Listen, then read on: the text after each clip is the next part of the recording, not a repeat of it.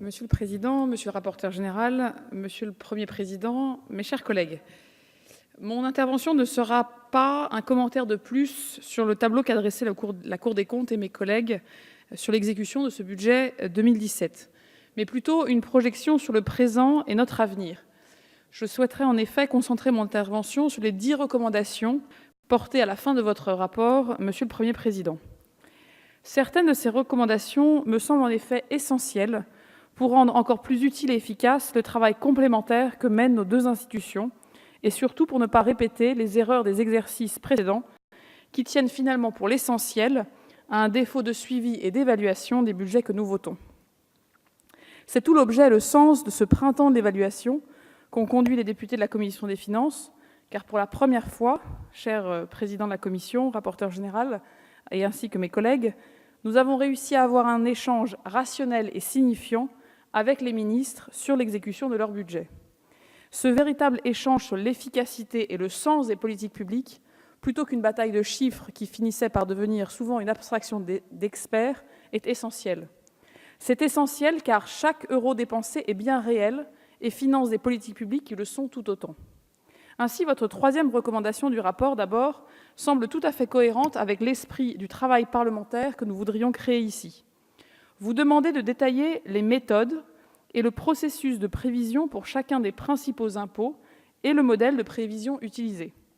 Nous le ferons partiellement dès le mois de septembre prochain sur certains de ces impôts, puis progressivement en totalité avec la création de l'Agence parlementaire d'évaluation et son unité de chiffrage, défendue notamment par mes collègues Barrot et Eliaou, grâce au soutien d'économistes de laboratoires de référence en évaluation de politique publique. Vous demandez également de décomposer la prévision de chaque impôt en fonction de l'évolution de la base taxable, l'impact du barème, l'impact du taux de recouvrement anticipé et, si possible, des effets de comportement. Là aussi, c'est à nouveau une des tâches d'évaluation économique que nous donnerons progressivement à notre agence d'évaluation parlementaire, qui sera bien entendu transpartisane. Vos 5e et 6e recommandations, souvent reformulées, et je souhaite insister sur ce point, nous semblent incontournables. Elles concernent les dépenses fiscales, déjà maintes fois nommées ici, qui ont souvent fait l'objet dans notre commission lors des printemps de l'évaluation d'engagements clairs de la part du ministre de l'Action et des Comptes publics. La précision essentielle dans les objectifs auxquels les dépenses fiscales rattachées au programme et pour justifier le coût qu'elles ont est absolument urgent. La réalisation sur la période de la loi de programmation des finances publiques d'une évaluation exhaustive des dépenses fiscales s'impose en effet. Le Parlement devra bien sûr avoir toute sa part dans cet exercice, mais c'est un objectif clé dont doit se servir rapidement le pouvoir exécutif. C'est en effet le principal nœud d'héritage et de responsabilité de tous les exercices budgétaires, celui qui révèle le plus, au fond, ces erreurs récurrentes que je citais au début de mon propos. Avec un coût estimé à près de 93 milliards pour 2017, en accélération exponentielle lors du précédent quinquennat, avec des dépassements continus au cours des exercices 2015, 2016 et 2017, nous voyons que, finalement, très peu de mesures d'ajustement n'ont été effectuées et qu'il s'agit d'un sujet urgent du budget qui vient.